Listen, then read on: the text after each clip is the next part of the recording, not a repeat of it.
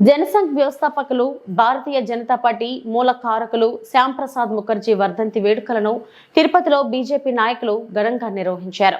ఆ పార్టీ జిల్లా సాంస్కృతిక విభాగం అధ్యక్షులు గుండాల గోపీనాథ్ రెడ్డి ఆధ్వర్యంలో స్థానిక హెడ్ పోస్ట్ ఆఫీస్ నందు శ్యామ్ ప్రసాద్ ముఖర్జీ చిత్రపటానికి పుష్పాంజలి ఘటించి ఘనంగా బలిదాన్ దివాస్ నిర్వహించారు.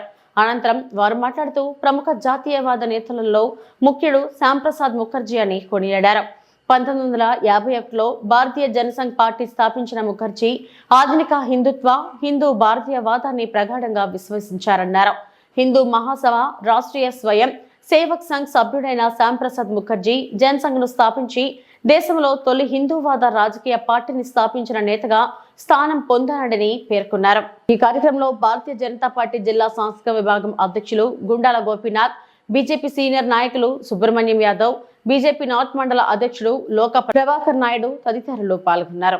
అదేవిధంగా ఆర్టికల్ 370 అదేవిధంగా ఒకే దేశం ఒకే ప్రజ ఒకే చట్టం అనే నినాదంతో భారతదేశంలో అనేక చట్టాలు సవరణ చేయడం జరిగింది.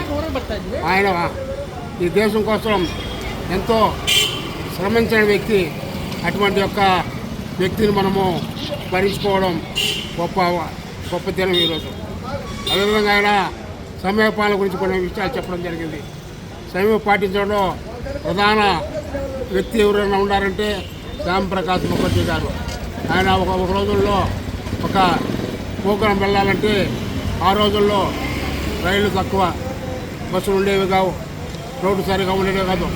అటువంటి సమయంలో ఒక సెంటర్లో రైలు దిగి పోయే అవకాశం లేని రోజుల్లో ఆయన నడకదారిలో 7 కిలోమీటర్లు నడిచి సమయపాలన కోసం ఆ యొక్క సమావేశానికి వెళ్ళడం జరిగింది.